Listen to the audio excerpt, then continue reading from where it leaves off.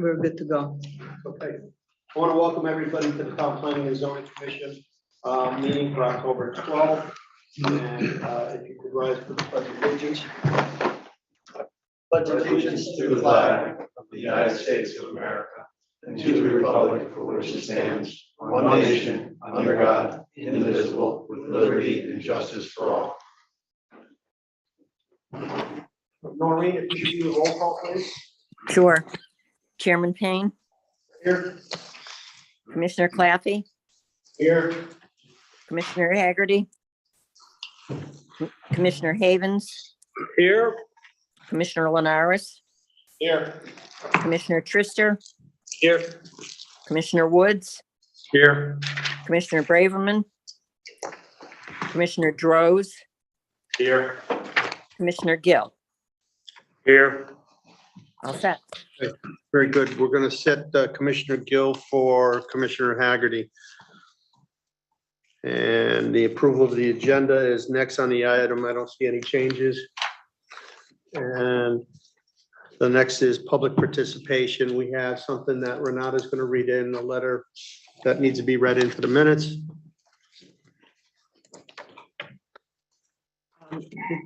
Did you do the roll call? You did? I did roll call. Approval of the agenda? Yes. Okay. I'll come back to you. I'll come back in a few minutes. Okay, so we're at public participation. And it's for anything if, even though it says not on the agenda, if, we're looking for input. So I have no problems if somebody would like to talk about anything that's on the agenda here. Is there anybody online that has their hands up? No one has their hand up, Mr. Chairman. Okay, anybody from the room? You're welcome to come and speak about anything. Yes. Welcome, Mayor. Good evening, everyone. Just thank you for the earlier meeting too. I think it's really important that you're listening to businesses, and I was interested to hear that. I logged in at home and then zoomed on down here to hear the rest of it. I noticed this evening that there is a new business item to update the policy on the storage of boats, trailers, and campers. And I'm interested to hear the discussion on that. I know that in town we have many RVs and campers that exceed the current height limit on the ordinance or on the policies. So I'm interested to hear the discussion on that and what's recommended. I had heard some discussion about permitting and that kind of thing. So I'm just interested to hear how that would work and what that would look like as this moves forward. I'm interested in the discussion, and I'm just wondering, I'm assuming because it's new business, there will not be a vote tonight on this? No, there won't be a vote on this. It's just for us to come up with something, and then I believe it has to go to CROG, and then we will have a public hearing on it. Am I correct, Renata? Yes. Okay. That's kind of was my question Yeah, on the process for that particular item. Just trying to gather everything. Those regulations are quite old, and so some of the height requirements and length requirements are from older standards of vehicles and stuff. So I think what we're trying to do is modernize it and maybe get it up to date. Make it a little easier for the zoning enforcement officer without hurting the public, but yet also protecting the residents that are neighbors. Right. I mean, I think industry standard wise, when I drive around town, a lot of the campers are just by industry standards bigger than what the original policy was. And I appreciate your efforts. I'm going through and just updating policies because I know even on our side, we are working on that as well. There's so many ordinances and things that we have to work on updating. So I appreciate your efforts and I look forward to the discussion. Thank you. Thank you. Is there anybody else from the public that would like to speak? Either online, please raise your hand through the Zoom, or presently if there's somebody. Go ahead, Rose. Hi, Rose Lyons, 46 Elton Drive. With you talking about the campers and trailers and whatever else, it brought to mind that I was going down Maple Hill Avenue yesterday afternoon and looking at all the political signs and happened to gaze up at a property that had several vehicles on the front lawn. What is, and I don't know whether you can answer this, what is the ordinance in this town as far as parking on the grass and having multiple cars in your front yard? Very unsightly. looking. And it's not just that property, there's other properties as well. I'm just curious as what the regulations are, but maybe that's something I'll talk to Renata about tomorrow, but I had to mention it because, like I say, in riding around town, seeing some of the stuff that's in people's front yards, it's not very nice looking, and I'm hoping that something can be done about it. Thank you. Thank you very much. Yeah, just give Renata the address. I don't think vehicles are supposed to be on front yards for a permanent or long stay. I think there's something in our blight regulations or in our regular regulations that cover that, but you can discuss it with Renata tomorrow. Is there anybody else from the public? Okay, hearing Can I none. read this now into the record that I found it? All right, so this is a letter that I received on October 3rd from Nick DeFrancesco of 244 Goodale Avenue, and he had requested that this be read into record. Dear Chairperson Payne and members of the TPC Commission, I'm writing to you today to express my strong opposition to the proposed idea of requesting the DOT to approve a train station in Newington and for then local readers to do likewise. I have read a number of comments from public officials expressing their support for a train station. While appearing sincere, they center on hope. Hope is not a good strategy in making business decisions and running town government, especially one of this magnitude. One of the major arguments proposed for the train station is the economic development it will bring to town. We heard that about Fast Track and we have a Starbucks station. What type of retail will come to our town because there will be a train station? Do we think there will be thousands of riders per day getting on and off the station that will go shopping? Where are these people coming from? COVID has permanently reduced dramatically the number of people who have to go to their offices. Even those who do, the stars would have to align perfectly to take train to a specific station and then have their office within walking distance. Look at online shopping increases over the past 10 years. This trend will continue in the future, again, reducing foot traffic. When people do go shopping, they want to go at their convenience and put their merchandise in their own vehicle. Can you see shoppers lugging bags of groceries onto a train when they go to Stu Leonard's? When it comes to attracting some manufacturing, we do not only have to compete with China and other countries in the same region, but also with every other state in the Union. We are overtaxed and overregulated, and the cost of housing is very high in comparison to other states. This is not a winning formula to attract manufacturing companies, and a train station in an overall scheme of things is not a relevant factor. We hear about how nice it would be to go to Boston or New York City with this station. Well, you can go to Berlin or Hartford and do the same. Does one really believe that people do not go to New York City or Boston because there is not a train station in Newington? By the way, who is going to New York City these days? Our green politician friends want us to get rid of our cars and take mass transit or buy an electric car. As far as electric cars are concerned, they are unaffordable and do not have supporting infrastructure, especially when it comes to the electric grid. We have been told for years that the grid is so inadequate for the demands today, not only in the future, but right now, never mind the hacking dangers we have heard so much about constantly. A viable transit system, I grew up in New York City, suggests that there are millions of people in concentrated areas supporting retail or going to work once they step off a bus or subway, for example, in New York City. We lack the population and businesses that give this idea any merit at all. Our lives center on short to medium trips daily that include medical appointments for ourselves and extended family members, conducting personal business meetings, shopping for groceries, and our other needs, and transporting our children to recreational facilities. To expect that people would even consider taking a train that ran infrequently and most importantly would not be anywhere near the places we need to go to is putting one's head in the sand. We also like to sell projects to our town base on the fact that the federal and state governments will fund most of the project investment. I don't know about you, but this funding is not free money, but comes out of our tax dollars.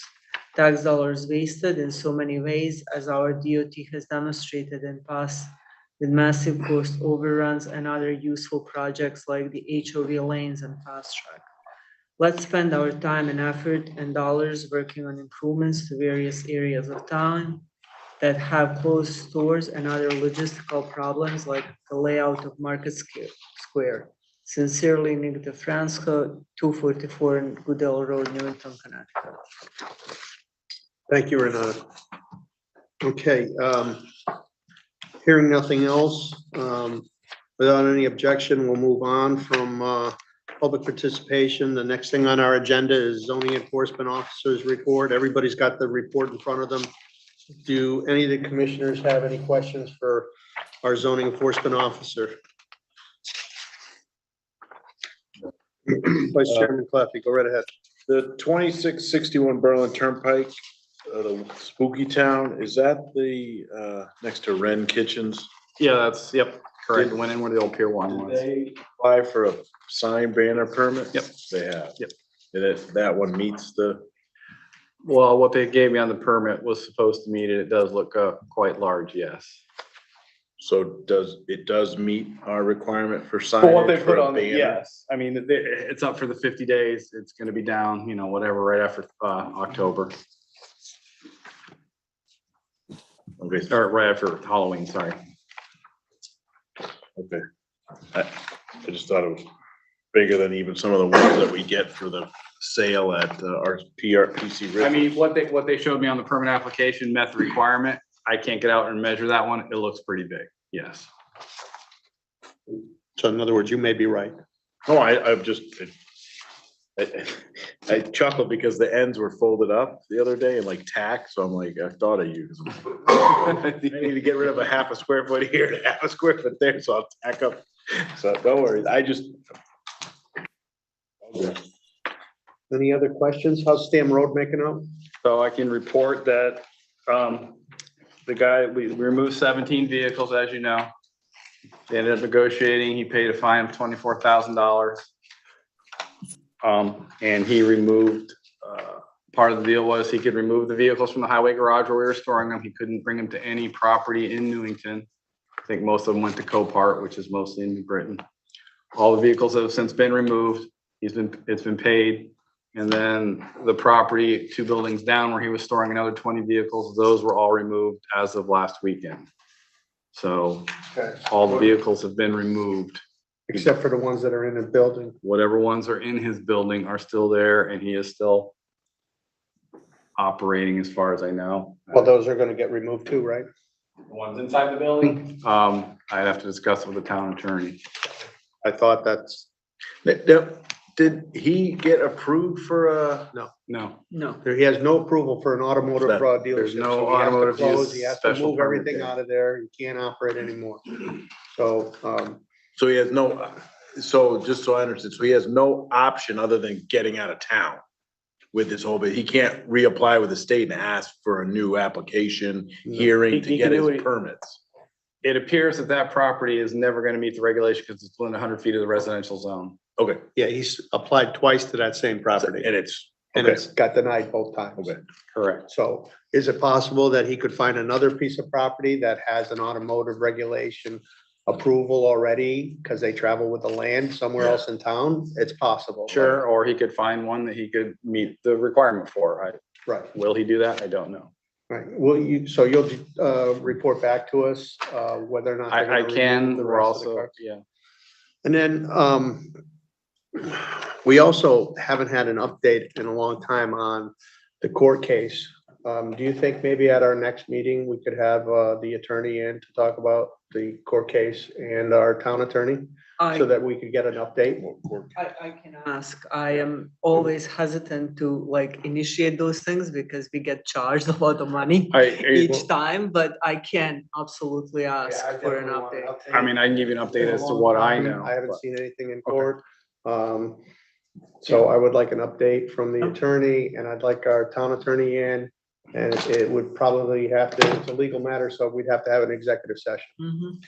Does this have to do with the same That's property? No, this has to do with, All of the The- legal matters that the commission is involved with. yeah, Mhm. mainly the So this, Culver Street. okay, okay. But then please, as you're coming, please bring in all the other items that are open. Yeah, he could talk to us about the So he stamp. The Yes, other do open one- cases that are One, pending, Yep. correct? okay. I'd be in favor of that too. Okay, Commissioner Gill. As far as the Stam Road, so I get this correct, they moved the vehicles from one side of the street down the street? No, we towed cars from the 260 Stam Road. In the process of doing that, we discovered he was storing other vehicles on another property. I did not have authority to tow from that property by the court order. I was only where the address he was at. So I started the process with that property owner of citing him, giving him a cease and desist, going through all that process, and he was working with that property owner, and they got all removed. Right, so the vehicles that are at 260 Mhm. are inside. There are some vehicles inside still, yes. The other ones that he removed from the highway garage, a lot of them went to Copart or other auctions. And we can't get at the one. Well, we'll get- inside the building. We'll get an update from the town attorney on the inside. Okay. The question is if they're inside, that's ends up to be property. And they should be taxed on those vehicles. The other vehicles that were removed were, the assessor's aware of them and is gonna take appropriate action. Thank you. Any other questions from the commissioners? All right, we're gonna move on from the zoning enforcement officer. Is there any remarks from commissioners on anything? We have no public hearing tonight. Next thing on the agenda is the approval of the minutes of September 28th, 2022. Do I have a motion? I just noticed that there is an error in spelling of a name. Mr. Stewart, his first name was misspelled, so we will just correct that for the next meeting. One other thing, I was at the meeting. Even though I participated in them in the minutes, so. All right, do you want to move this to the next meeting, or do you want to approve this with the corrections? You can approve it. with You the can correction. approve it with corrections. So do I have a motion with the corrections?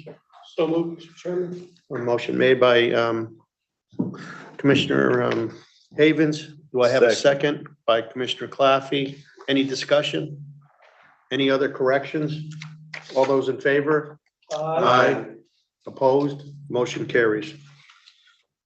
Now we're on new business, the discussion and potential revisions to section 3.3.2 parking of storage of boats, trailers, and campers. So the main reason we're looking at this is try to update some of the numbers. Years ago, the heights were smaller, and now I think Commissioner Woods was saying that the legal limit for height for roadworthy is 13.6. 13.6. So we're going to show this regulation to you, but, and it was sort of a joint effort, I think, in drafting this. So the first part was drafted by Mike D'Amato and Eric, so they can talk more about sections A, B, C, D. And then I ended up butting in, I suppose, with section E and suggested we do some revisions to that. So I'll talk a little bit about what we did there. But if you don't mind, Mike, just kind of go over sections like A through D a little bit, reasoning of, why the changes were there. And then we can get into the other ones. And I can talk about that. Can you make that bigger? See what's Yes, online? yeah, you're right. We did make paper copies. You wanna, Should have one. He left it. There you go. so each one of you has a paper It's copy. just the new proposed Right, yeah, draft. that's That's a it. draft. It just doesn't have Mike's notes on the side. Yeah. That's why it looks a little different. Gotcha. Thank you. It'll be easy because A through D basically didn't change. The meat of what was changed was in what's below that, which Renata mentioned that she tweaked, but I can talk a little bit about the approach. The takeaway for me from the last meeting was simplify it. So basically I took what was written and we discussed previously when I was here and scrapped it and have moved away from some of the things that made it a little stuffy, but not moved away from trying to keep in mind the fact that in some cases, these things could be as tall as a house. The other thing that I tried to think about is that we're dealing with RVs, boats, and trailers. And so while an RV could be, as you mentioned, at 13.5, you said, a boat that goes into the ocean and you use to fish could be significantly taller. And if you put it on stands or something for the winter, it could be, 2 or 3 feet off the ground. The only other thing that you'll see that is the same, and I'll let Renata speak to E, for F, the 45-foot length, which we may have talked about, aligns with the length per DOT. So it just basically is aligning with their requirements for the type of vehicle. And there were some other, I'm just trying to look here to see if there's anything else one of the other things that you'll see that did change is in some of this, the lengths went from 35 down to 25. And a lot of that is based upon the fact that Eric and I think, stop me if I'm repeating myself, before we wrote the first version, we reviewed the grand list from the assessor. And there's a significant number of these vehicles in town, both in trailers and RVs. So we wanted to get a sense of that and not wanting to have an influx of people which may be paying to store these vehicles off-site, whether it be a trailer for a business or an RV, and now see that they can have them on their property and want to save, what could be a significant amount of money per year. So we wanted to be cognizant of that when we looked at the grand list and recognized this wasn't just 5 or 6 of these things that would be affected. But you did make it 10 feet less in length and 3 feet less in height. So we didn't restrict it in that you can't have something, period. But we are reducing the requirement to basically increase the number of vehicles that require some type of screening. And I'll let. So then when I started looking at this, from the original draft, we had these dimensional requirements, but then we don't have what we require, for example, for detached accessory structure, such as like detached garage, we require 5-foot setback. And I look at these things and, they can be big and they can be tall, but so like a 2 or 3 car garage can be big and tall. Accessory structure can be about 15 feet tall. We can allow it up to 5 feet to the property line.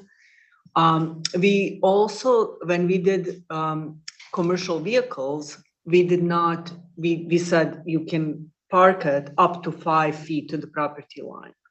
So those were 2 things that I thought were sort of similar to what this is. Now the commission needs to think whether or not RVs, trailers, and boats are visually offensive, because, we may end up getting complaints from the neighbors that are looking at, a boat in what they. We're looking at them now. I'm Looking at them now. I am not arguing with you. What I'm saying is, these kind of things end up generating, My neighbor has a boat in their backyard, which I consider my backyard somehow. People tend to, extend their property to beyond where their property line ends. But effectively, as we are thinking about this, I think for the consistency, we can treat this as we treat accessory structure or recreational vehicles, which then allows us to treat this, a two-car garage is about 25, 24 feet wide. And if we allow that to be located up to 5 feet to the property line, then we could perhaps allow this up to 5 feet to the property line. Now, if something's parked in the side yard, presently, the way our regulations are written, there's no requirement. If somebody has a boat on their side yard, right now, we have nothing in the regulations that says it can't be 2 feet off the property line. If they have a fence, and it says that we have to have a fence, and then they have it on their side yard, there is no 5-yard requirement. So this section E specifically talks about rear yard. Well, I understand that. And my question to you is whether or not that same requirement is in the regulations if somebody decides to park their vehicle on the side yard. So this section E, I think only applies to the rear yard, right? Am I reading this correctly? It's just rear yard, I so understand that. My point is that you're not making that requirement for Side something yard. parked on the No, side yard. no, so section So E what is the doesn't difference apply. between the side yard and their rear yard? And why wouldn't they be the same requirement? That's what I'm getting at. So I could take my 45 or 35-foot long vehicle and park it on my side yard with no violation.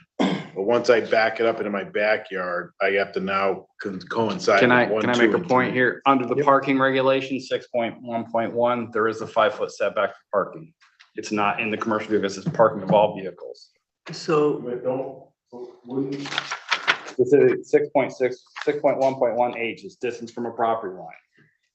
But wouldn't we have that also in here so they cover both sections? So you don't, because there's nothing here that references that.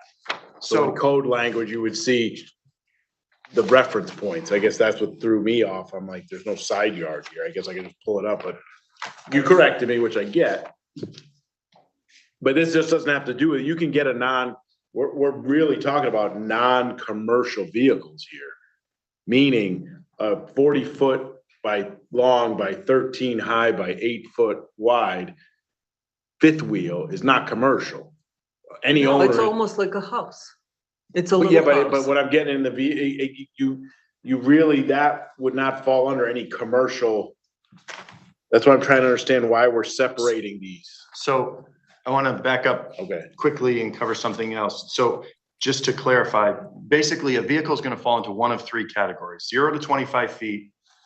If you're putting it on the property, you're not in the rear yard. We're not providing criteria for that. 25 to 45, you're meeting the screening. 45 plus, it's not on the property. That is the way this falls. 45 should not be an So issue. under 25, they don't have to screen? if it's in I have the a rear problem. yard, I have a problem with that.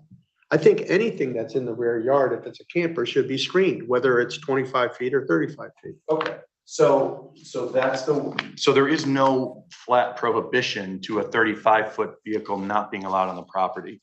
So we just need to dial in now exactly when you think some type of aesthetic screening needs to apply. D, which is just above, is currently proposed and matches exactly what's there now. If you're parking it in the side yard, you provide a 6-foot fence. That's the current reg, and at least the version I have proposes no change. You could easily modify D where it says, right now, it presently says, no boat, trailer, camper, recreational vehicle may be parked or stored in any side yard without providing a 6-foot fence or planting installed between any permitted vehicle and the adjoining property. Well, if you, after side yard, you could say side yard or rear yard. So now you have your side yard and your rear yard covered, that you either have to have a 6-foot fence or some sort of screening to have something in your rear yard. So we'd effectively just remove the 25-foot length reference to number 3 and basically requiring any vehicle in the rear yard to meet the screening requirement. That one is written at 8 feet versus the 6 foot. But that would. You're going to the new one? So as proposed, to your point, if it's less than 25 feet, they wouldn't require the screening. So if that's what you felt it should include, if we just eliminated that length, then anything parked in the rear yard would need to be screened. You would eliminate everything under number 3, and under D, just add Rear yard. rear yard. So in E, on the old one, all we'd have to do is write no boat, trailer, camper, recreation vehicle over 45 feet long or of long overhaul length or 13.6 high may be parked or stored in the rear yard. So now you're limiting it. So all we had to do was modify the 35 to 45, the 10 feet to 13.6 on E. And that means they would have to have screening to have that in their rear yard. It would be the same screening that they would need if it was on the side yard. So I think what I'm actually hearing is ultimately, we want 5-foot setback for side yard. I think that might be difficult for people to get because our lots are so small. I mean, it And once the exists. fence is up, I don't know if somebody's really, is the zoning enforcement officer gonna go measure to see if it's 5 feet or whether or not he's 3 feet off? I mean, we're trying to create these regulations so that it's as least amount of work for our zoning enforcement officer. Are we really splitting hairs that it has to be 5 feet off the property line if there's a fence? Or if it's 3 feet off? Most people are gonna, within 5 feet, they're gonna be there, but I don't know why we have. to- I'm not gonna name the street, but I see a person in town, beautiful camper, backs it in his, now he's on a narrow lot. He has enough room to back it through his gate, door closes. It's not a trailer, it's an actual wheeled engine. It's above the 6-foot stockade fence that's already been there the whole time. Yeah. He's screening it. He then wraps it in the winter with a tarp, not like a blue tarp. It actually matches like the color of the The vehicle. cover, yeah, Yeah, kinda, yeah. it's a very nice, but he just aligns it literally like Dominic is saying, aligns it with his fence so he can get around it for, sometimes he has to knock the snow off it, get the leaves around it. It's not tight up against it, but it's not it's not 5 feet. But I also see thousands of sheds that aren't 5 feet from the property line in this town. So there has to be a little, I don't think we want to get so regimented with the distance from a fence that you're already making either someone install if they don't already have, or if they already have the fence and they drive this thing back, they shut it down for the winter, cover it, and it already has the fence. I don't think we need to start doing the measurement game. So here. then the other option is, right now, we don't have a requirement for side yard setback. We can leave that alone, and you can discuss that with the actual adoption, right? Once the public had the chance to review the regulation, you get your public input, like you can consider it done. And then the second comment that I heard is we want just to eliminate this, we want to add screening for any length. It doesn't matter how big these things are, we just want screening, right? So that, But my second question to that is, because these parking / storage are separate, I guess I'm having a hard time understanding the old parking / storing of motor vehicle, a car. They should align with your RV, which can be classified as a motor vehicle with an engine and or a RV trailer, fifth wheel, or a regular gooseneck without it. So I'm trying to understand why we're trying to separate, like, is the motor vehicle require, if I drive my car in the backyard and leave it there, no one complains, no one knows. Someone complains and says, oh, there's a car in his backyard. Technically, is that illegal? Supposed to be Yes. parked on a paved surface, so yeah, I mean, So if it's parked. here on- I'm not seeing any of that unless I'm just not I'm trying to understand why they're so separate. They're all in that same umbrella of a motor you're saying vehicle, if you can- registered vehicle. So basically, you're saying if you can put a boat, a trailer, or a camper, or recreational vehicle on your side or in your backyard, why can't it be used for any motor vehicle? The term parking and storage are used, it says parking or storage everywhere because someone could store that motorhome or have someone visit and to prevent people from parking it and dwelling in it and having this. Which happens in this town, probably more of a violation than the parking of an RV in the backyard. In realistic, I've seen more living in them with hoses, pipes, everything, even propane tanks around them, than we had with ones that are in violation of the rear yard. And they're different. As vehicles, they're different. You have, a sedan or a pickup truck is different than a big camper or a boat. They're different. They're visually different. They're used differently. They're just different. Mr. Woods? Thank you, Mr. Chairman. A comment and a question. If it's a planting bed and we're looking for a 6 to 8 foot height, you're gonna have a 5 foot setback anyways. A tree that height is gonna easily take be up some space, yeah. 5 foot, so it'll take up the space. If there's a fence, I don't know that you need to have a setback, to be honest with you. And I think we're just creating a lot of work for you in case there's a dispute between the two neighbors. So if it's, 4'6", it's not good, but if it's 5 foot, so it's 60 inches, it's fine. But this is my question, and really to the group. Why do we have a hard time if it's in the side yard and the backyard and we need screening, but not if it's in the front yard? Because it's not allowed in the front It's yard? not allowed in the front You can't yard. do it in the front yard. It can be in the driveway. So it had. It's not supposed to be parked in the driveway, are they? Absolutely. So People pull them out, and this is the calls I get in the spring. When people bring the campers out and they start to de-winterize it and you see the cords connected and everything else, and the kids might sleep in there on a Friday night or whatever, and the neighbors call, and that's usually my biggest time is in the spring in the RV situation. And, and I explain to the neighbors, hey, they're just taking out for winterizing. They're gonna use it throughout the season, and then it's gonna get put away.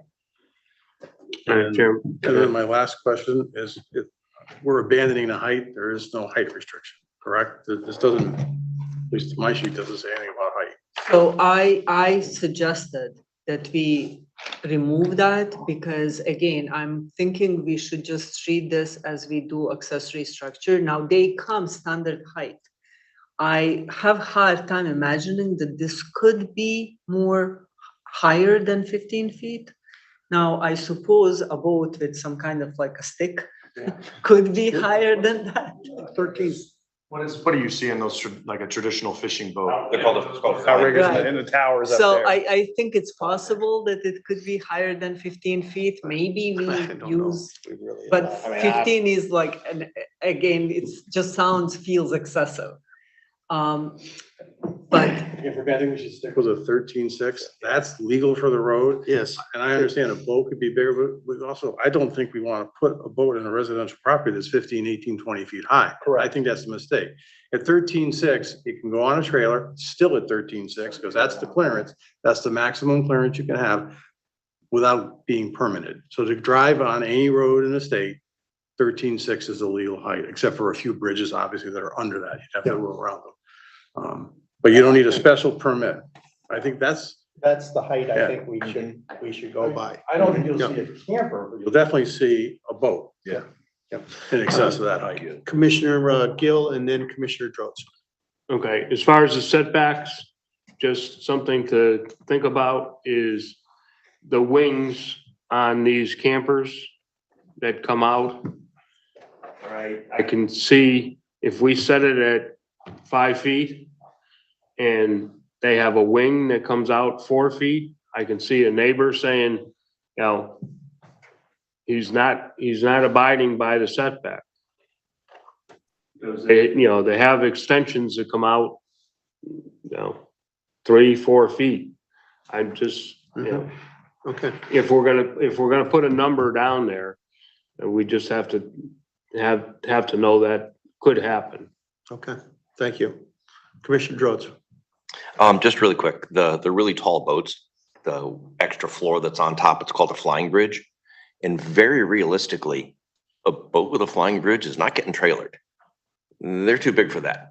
I've been, what you call licensed to pilot since I was like 12, grew up in New Haven, sorry. And you're not trailering that boat. If it is, it's gonna be an oversized load, tractor trailer going from marina to marina in order to be sold.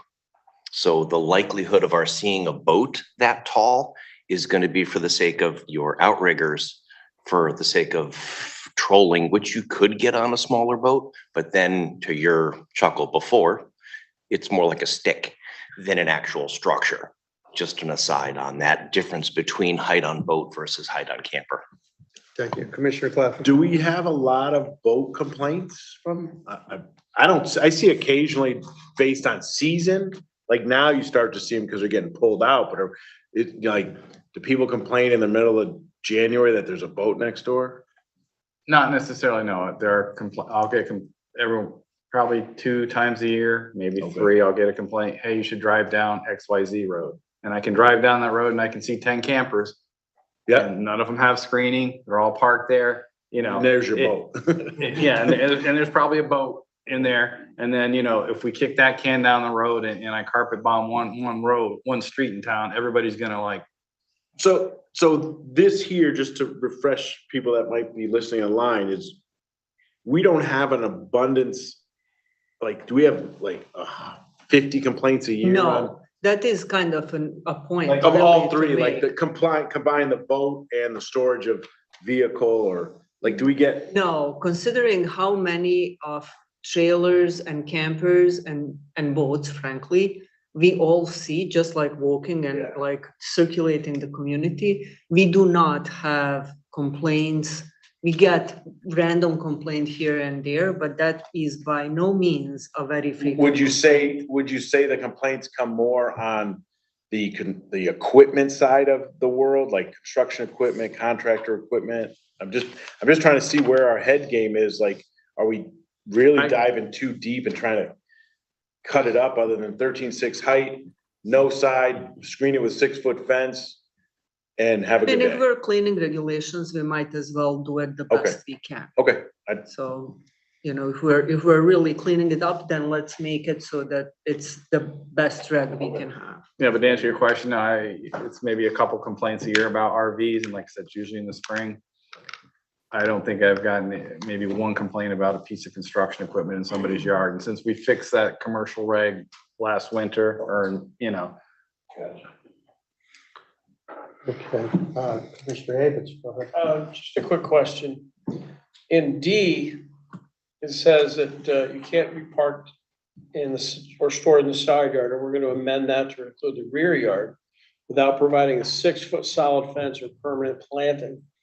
And then in E, excuse me, it says any vehicle in excess of 25 foot in length needs permanent screening of not less than 8 feet, but you can't have an 8-foot fence. Correct. So, You can't have an 8-foot fence, however, you can't have plantings, but are you gonna go out and buy, 8-foot arborvitaes? They're gonna be a little bit pricey. well, I mean, You well, don't need to get. the get around on that is you plant 2-foot ones and say, well, in six years, it'll be 8 feet, but I'm covered I now. don't want to. You know that I'll get a call and say, those aren't 8 feet or 6 feet even, like your reg says. So, it's gonna be that gray area of, if and when it happens, Okay, because I'm just somebody, curious. no, I agree. Because you're gonna get that, I think. Yes. You're gonna get the call and they're gonna say, well, I planted it. It's not my fault. The only ones I could find were 2.5 feet. It's gonna take a few years, but I mean, I'm trying to live up to the letter of the law, so to speak. Be complaining the whole way that, Right. that's pointing that out. This doesn't need to Maybe be, it should all be just not, fencing. not going into. This is saying, if you want to have something in excess of 25 feet, you have to have 8-foot screening, which means you can't have a fence. So that means you're gonna have to buy an 8-foot shrub, evergreen, to screen it year round. So again, That's how I would interpret that. And mine as well, and my recommendation with this would be to strike the 3 out altogether and add rear yard to the D and use the 6 foot, which is our standard fencing requirement, and just keep it at that. Honestly, like 6 or 8 foot fence is a bit prohibitive visually, just as actually ugly as like a big structure next door to you. I mean, it's like a big wall that's like right next door to look at. So Is there any way to eliminate? I hate to use this word eliminate, but take the E out and incorporate just your new footage requirements with your 6 foot. Well, if we go Like back you to the take old regulation. the if we old go back to the regulation instead of- regulation And just make a few minor changes To to the it. heights, the On lengths. D, it says, like I talked to you before, no boat, trailer, camper, recreational vehicle may be parked or stored in any side yard, and then add or rear yard without providing a 6 foot fence. And then take out, or planted installed between any permitted vehicle. You could take the planting out and just say 6 foot fence for both side and rear yard. Then on E, no boat, trailer, camper, recreation vehicle over 45 feet long overall length or 13.6 feet may be parked or stored in the rear yard. Or on any residential property, period. I mean, Well, Yep. what? I mean, because that's the one that's, out above and beyond DOT, so. Above 45, above 13.6, it's not a road word, it can't be on the road, so it's not allowed on residential property. does that coincide with our construction equipment trailer requirement? What's your, We don't have any length requirements. so I gotta have a 47 foot trailer bellied up on the side of my yard, but I can't have a 47 foot motorhome. Yeah, there's no, you can't operate 47-foot motorhome on the Connecticut roads. But you can operate 47-foot like trailer on roads. So you can have can you have a 47 foot fifth wheel? My reading I don't know of nothing the, about it. my Anyone reading of does. DOT was that it was a 45 foot length cap Okay, 55, no, for an RV. oh, no, Okay. for a trailer. why we Yeah. said. Gotcha, okay. The trailer is 55, yeah. Gotcha, all right. When we looked at some of those things we got from the grand list, we noticed a bunch of trailers that were in excess of 45 feet. We saw some 50 plus, that like landscapers have or whatever, some very large trailers. And, and if we could invite those back into town, if they're not in town or whatever. Okay. I just want to see where I understand it. The question is, where did you leave it with the setback? Rear yard setback, side yard setback? We're just not gonna require one. Side yard or- setback not required, rear yard setback 5 feet, okay, or, I can live with that, Yeah. okay. but there is no, if it's on the side yard, there is no difference. Whether it's in the rear yard or side yard, so. And once again, I don't know if that's something that the zoning enforcement officer is gonna go out and double check and everything. So again, to all points, like this is just a draft. I mean, you are going to have a regulation that's reviewed by CROG, presented to community, you'll have public input. There will be changes after, I'm sure, like once it's presented and you get like public input, that's the whole point. Like that's how normal process works. You wanna modify this then and present it to us and then, Yeah, we will modify this and present it, submit an application, and then it'll go to public, Okay. we'll Do you have- want to, one question on it, because we did put in 6 foot solid fence. So obviously, we're talking about a vinyl fence out now. If somebody already has a chain link fence there, any screen. They have slats or. yes, they do have slats. I just want to make sure that we're, Any privacy fence, any type of privacy fence. It could be vinyl, it could be chain link with, most people have, most people have the Either chain link, and I'll tell them, to slats get or they can get the slats, sometimes that's they fine. have these, wire things that look like grass or look like a Like hedge. Yeah. And that goes through, so. Yep, I understand. all right. Okay, if there's no objection, we're gonna go on to, the next item. which is discuss potential community assessment survey questions, and I'll turn that over to Renata. So this is interesting. So the town, and I don't know if you heard of this or not, but the town manager presented this to council recently. He had a presentation, and this happened while I was away, of a company that is perhaps going to be, depending on, you know, how town council decides to go about this, going to do a survey for the town on our services. And I then was thinking, you know, one of our things as department heads was to think about questions for that survey.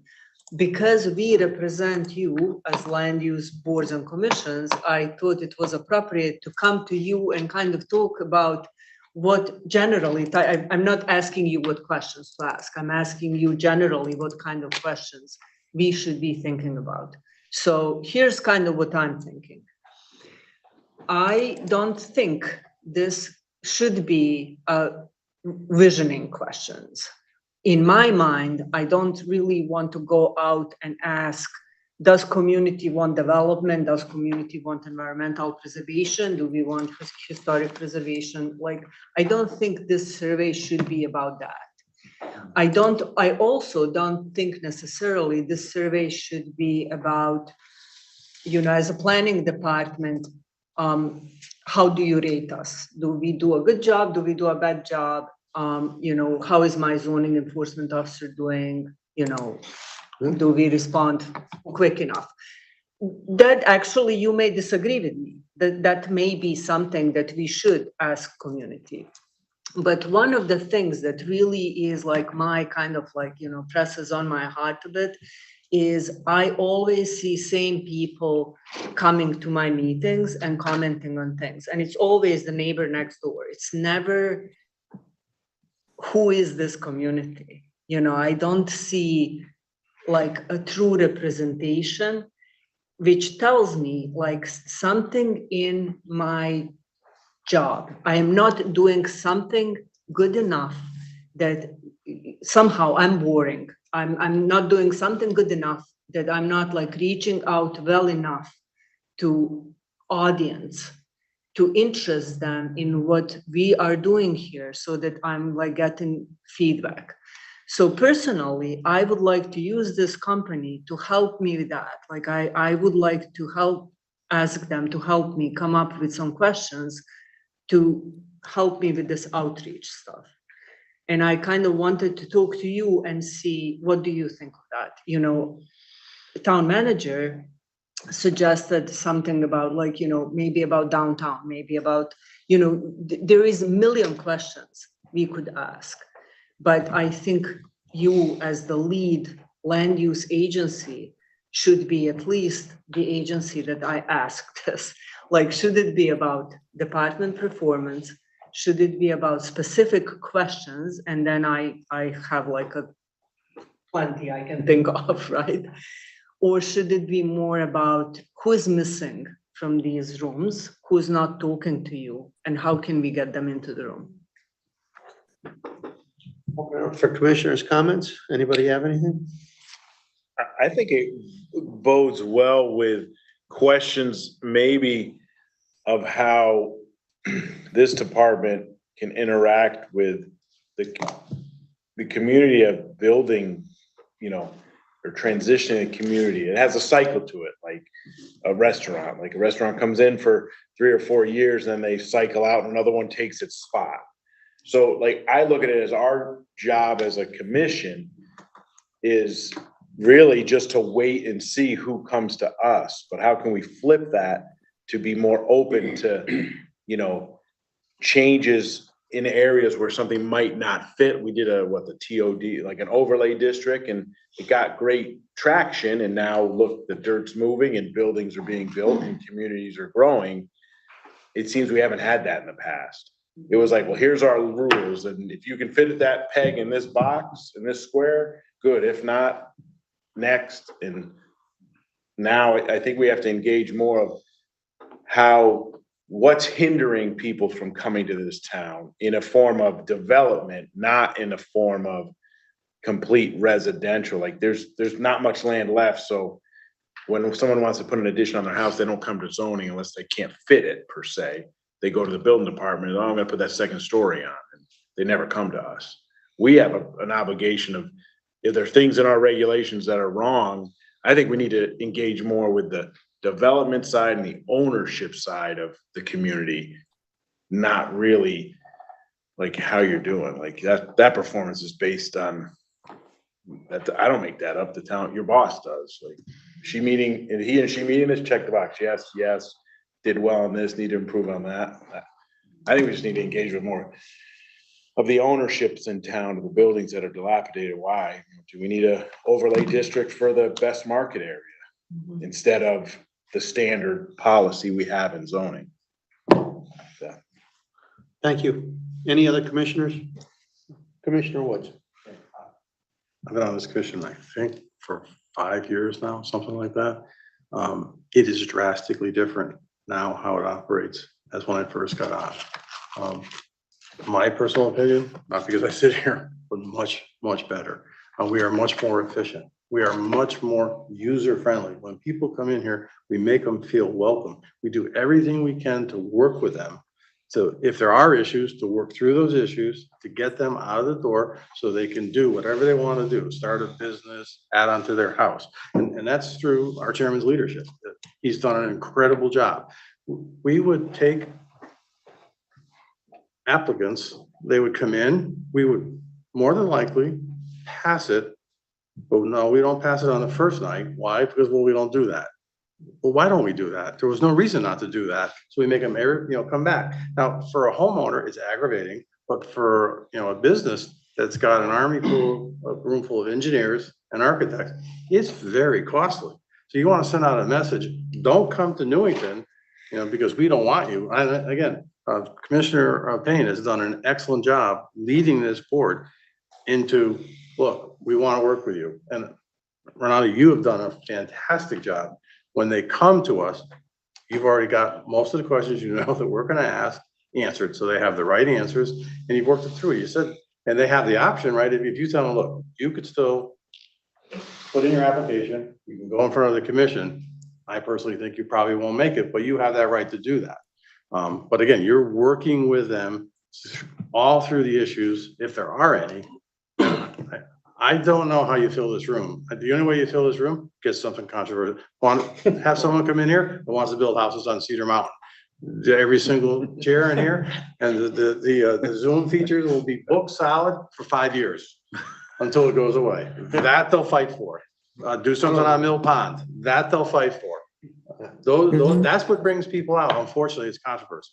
It really is. Maybe it's good that the room isn't filled. Well, at times, I think it is. I think we've done an excellent job, and through the town planner and the staff, I mean, we've been able to get everything out. Like you said, vote on it right away, get it out so that people can build their buildings.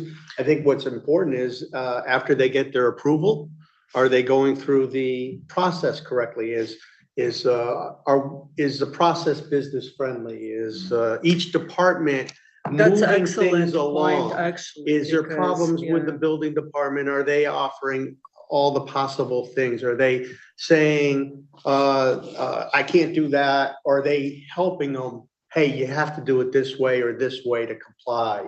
Are they being that way, or are they being a different way? And then right down the line, fire marshal and all that. And I know there's rules and regulations that they have to follow, but is it done in a business friendly way to move the projects forward in a timely manner? Is a project having problems with MDC? Do they get started and do they have problems? Yes, they do. So how can we improve that process for the developers so that it goes smoother for them? Because when it doesn't go smooth for them, it costs them a lot of money. And we don't want to deter them that way. I think we've done a great job with bringing, through the economic team, we've brought a massive amount of development that started. We changed the TOD regulations over on Fenn Road. We did it right away. We made nice regulations over there. Now the whole place is jammed. We've got every piece of property over there except for one small little piece being developed. So I think after we do our regulations and hopefully we can come up with something for our other TOD area. And as far as the town center, I think we have two pieces of property there that between Keeney and Best Market that needs development, and hopefully the two property owners will work closely with the economic team to get something in. But I think the performance end, I would say, and I agree with Commissioner Woods, if we have a lot of people here, it's because we did something wrong. Or perceived. Or not, Yeah. not something wrong, but that they're unfortunately don't have the knowledge in what it takes. Everyone, I think that we have a big problem here with the education of what this board does and where where we don't, like, hey, they come in, it meets the ABCs, it's in the square, it meets the regulation. You know, it's almost like it has to be stamped or you're gonna be fought in court and you're gonna lose, like which has happened in the past. And I think with those, we have changed the way we operate. I think we need to do a little bit of education when some more heated items come before the count or our commission to educate possibly the people that do walk in, because they do. And sometimes we'll sit here and be like, well, our hands are really not tied. I don't want to come out and say we're tied, but people sometimes just come here and want to yell at us. So some questions that's actually exactly what I was kind of getting to too. Some questions from the survey could be what type of educational method we could use. Should it be website? Should it be like, what is it that how should we inform people the best about what is it that we actually do? It's not like Eric and I drive around town and point to things and say, oh, this is a perfect property for, whatever. Maybe you could get on, talk to the mayor with the mayor one of these days. But And I reach mean, out to the public. but I mean, honestly, like, that kind of question and how could that be funded? That could be a good way to get people involved, like to tell us, like put it on the website and fund it this way. Or I would like to hear about it this particular way. That could be something. So to Commissioner Wood's point of how and the chairman, we've streamlined things. Is there, there's probably a little bit off of what we're talking about, but has there been improvement with other departments? Like when developers come to us, or they come into your desk, complain about how something else happened in another department that, prolong their project or their time, effort, money, an extra 10 days, that's, 15 lawyers they had to contact at $2,000, $3,000, $4,000 worth of, like, are they up complaining that we've slowed them down in any form? We normally move things very, very quickly, as quickly as we can. I will tell you though, that, every story has two sides to it. We are staffed the way we are. We do the best that we can. And we also get slammed with work. So, our resources are, nobody sits on work. And, it's not like I'm not implying that, just, we streamline that, and I think like, we used to get like 5 pages of engineer needs back to us before we could do it. Then we were stuck in, like, sitting in mud, waiting for that to get resolved before we could approve something, even though what we technically had done had been approved 2 weeks ago. So we've streamlined that to a point where there's really just keeps, okay. Tug and pull between the engineers, but I think it's improved. It has improved drastically. it has improved dramatically. Right, There's always room for improvement, and it has improved. right. Those comments we're trying to resolve most of those comments before they're even here at the meeting. That's part of the process. We've streamlined it that way on the front end. So there's not this delay and lag because, they haven't satisfied those 73 comments yet. Or whatever number it is. It's very evident when they come to us that you've done a good job prepping them. Yeah, no, Yeah. All right, is there anything else, Renata, or we'll move on to the Not next on the thing? survey. Okay. So, next thing, if there's no other comments, next thing on the agenda is old business. There's nothing. Petitions for public hearing scheduling. And then, we'll go right into the town planners report, CIP status. All right, so with that, I wanted to just update you on a couple of things. So with my capital improvement plan, I got approved some money for 3 projects. And I just wrote the RFP. It hasn't been issued yet, and I'm not actually going to issue it for a few months just because of my workload. I'm kind of staggering that stuff. And I wanted to talk to you about how you wanted to handle that, but we are going to start the comprehensive update of the zoning regulations, for which I will actually contract some of that work out. So we will issue an RFP for that. Before For I the do regulations? that, for the regulations, yes, we will do the like comprehensive thing with everything, and it's all going to be based on what we have showed you originally, like that the plan that Mike D'Amato showed you with that spreadsheet of uses that shows, there will be a list of uses that is business zone and BBTC zone, and everything will be like an Excel spreadsheet and, easily visible and visually presentable. Like you open the regs and everything is there easy. So we have a system of how we're going to do that. Now, the question for you before I finish this RFP is how much of commitment you want to do for that, because I need to put in this advertisement, their time commitment. Like, do we want to talk about like creating a subcommittee? Are we meeting once a month on this to review this? Is it going to be, maybe every other month? Like, how do you want to do this? I'd rather not have a subcommittee. I like it when everybody from the commission has participation in something.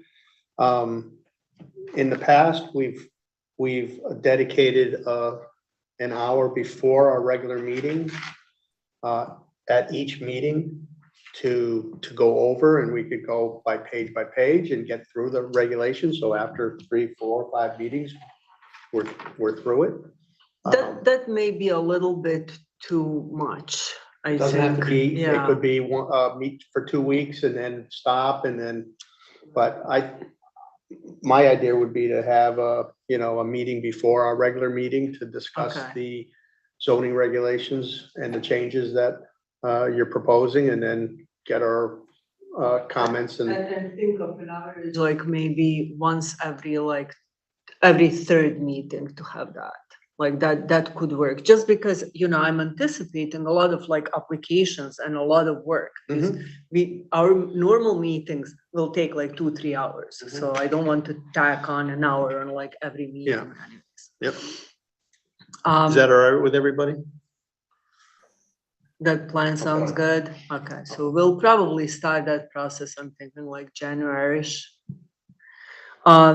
Newington Town Center Economic Study and Concept Build-Out Design, I received the council authorized money for that.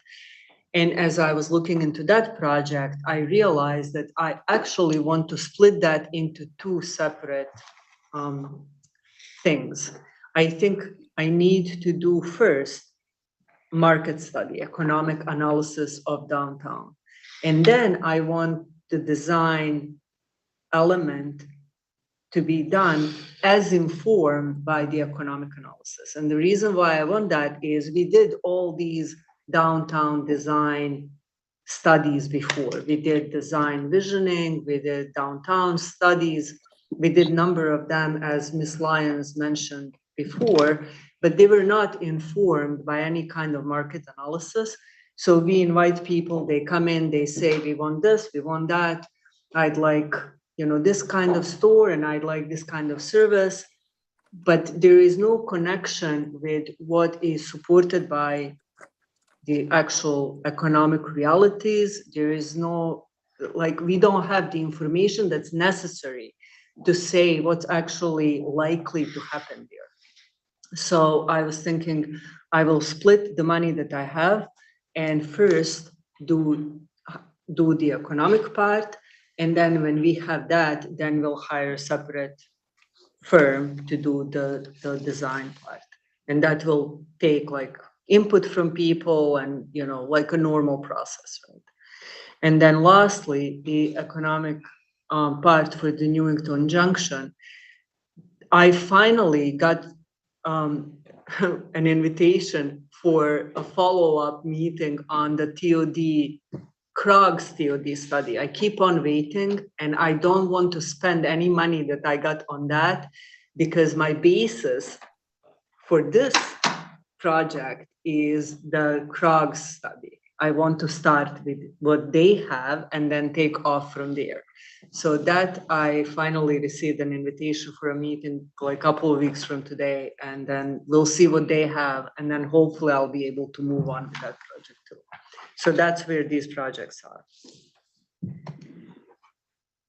Very good. Any questions from the commissioners? Anything new on the B current land use applications, Renata? No, so next meeting is going to be quite busy. We have a big agenda. There is a number of applications. There is several applications on, I don't want to call it Frisbee site, on 751 Russell Road. Yep. 751 Russell Road. With public hearings. There are a couple of public hearings scheduled, and then there is an application on 680 North Mountain Road as well for new building construction. Okay. Does anybody have any questions or comments concerning Krog letters? No objection. We'll go to public participation. If there's anybody within the Zoom application, please raise your hand if you'd like to participate during public participation. Calling in the Zoom meeting by telephone, dial *9 to raise your hand to be recognized. Use *6, recognized to speak by telephone. You may state your name and address for the record. Is there anybody online that has a question or have their hand up? Hand raised, Mr. Is there Chairman. anybody else from the public that would like to speak? You're welcome to speak on anything. Hearing none, we'll move on to remarks by commissioners. Commissioners have anything else?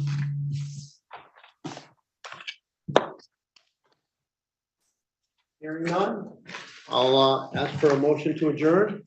So moved, Mr. Chairman. Motion to adjourn. All those in favor? Aye. Opposed? Motion, we are adjourned. Thank you very much, everybody. Good night, everybody. Yeah. I thought you just did something controversial. Controversial.